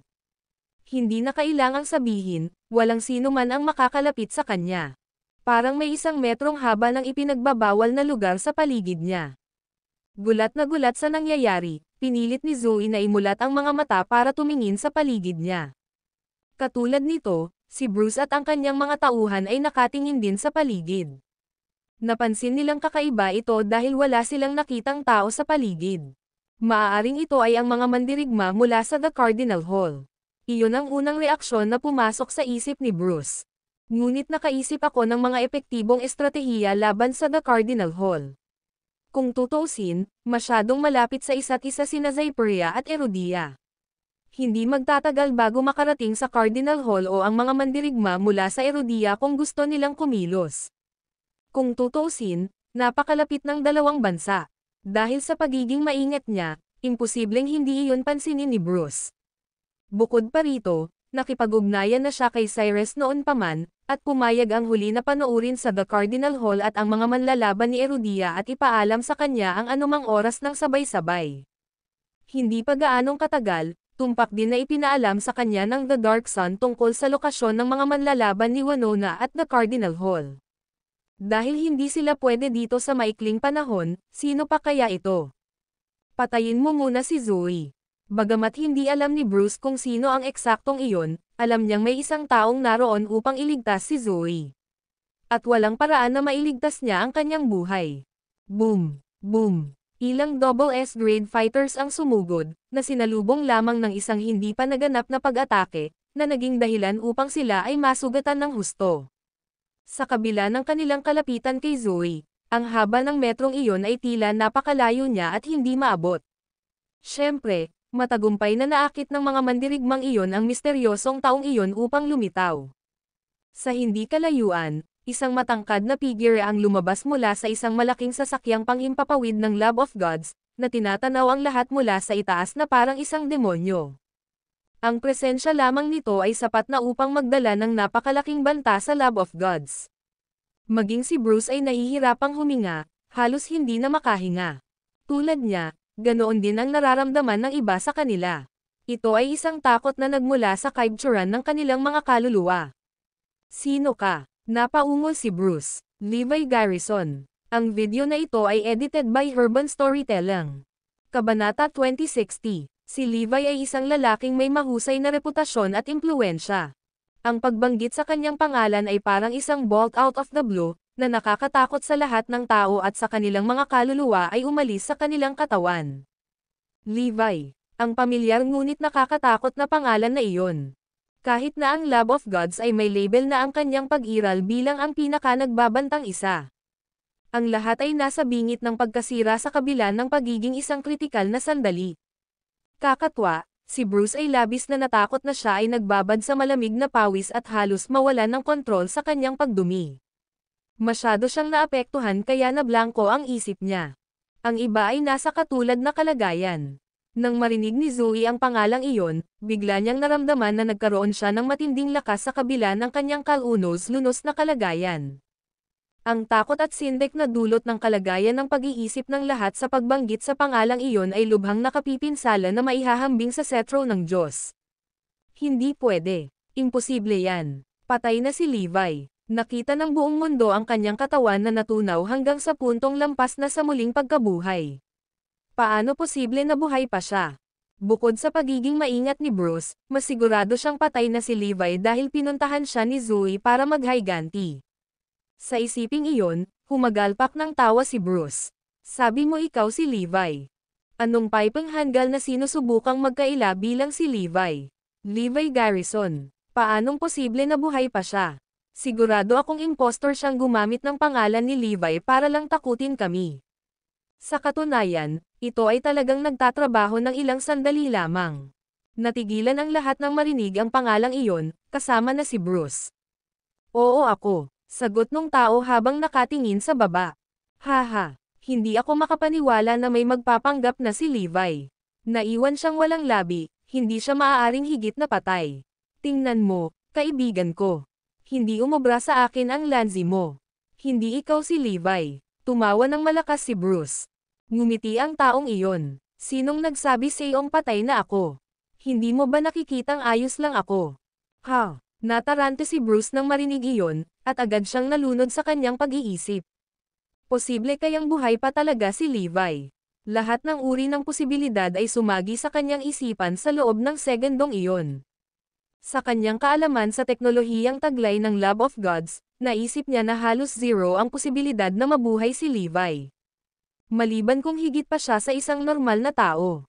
Ngunit sa pag-iisip tungkol dito, naisip nila na malabong buhay pa siya.